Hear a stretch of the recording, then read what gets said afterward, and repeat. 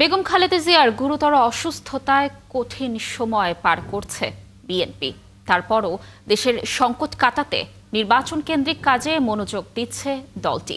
বিএনপির স্থায়ী কমিটির সদস্য আমির খসরু মাহমুদ চৌধুরী জানালেন, দ্রুতই দেশে ফিরবেন দলের ভারপ্রাপ্ত চেয়ারম্যান তারেক রহমান।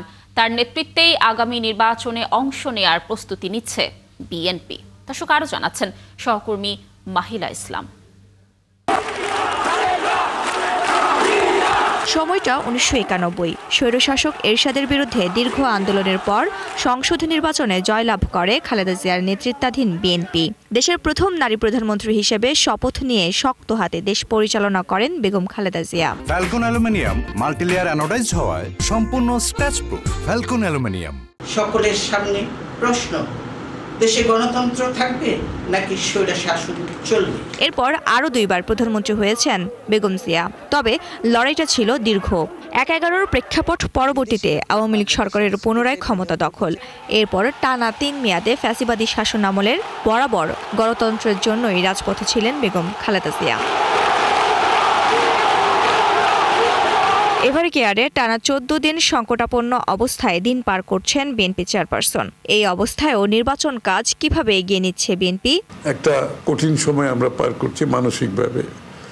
এটা সারা দেশের মানুষই পার করছে। বিএনপি নেতাকর্মীদের হয়তো একটা আরো বেশি ভাবে এটার একটা সংখ্যার মধ্যে তো আছে স্বাভাবিকভাবে। তো তারপরে তো রাজনৈতিক যেটা নির্বাচনের দিকে তো পুরো জাতি যাচ্ছে।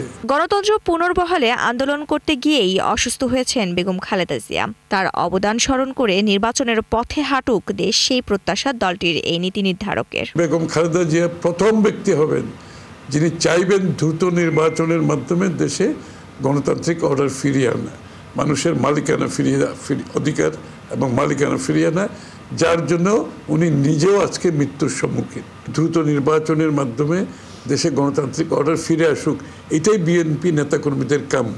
আর তারেক রহমান দ্রুতই দেশে ফিরে নির্বাচনে দলকে নেতৃত্ব দেবেন বলেও জানান আমির খসরু।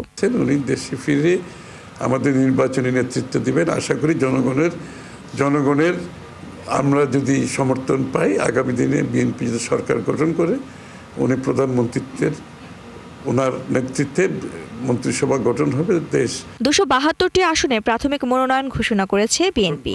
বাকি আসনগুলো জোট নাকি দলের নেতারা পাবেন, সেই বিষয়েও স্পষ্ট করেন দলটির এই নীতি নির্ধারণী সদস্য। যাদেরকে এখানে মনোনয়ন দেওয়া হবে সে যাতে নির্বাচনে জিতে আসতে পারে। মাহিলা ইসলাম, ৭১, ঢাকা।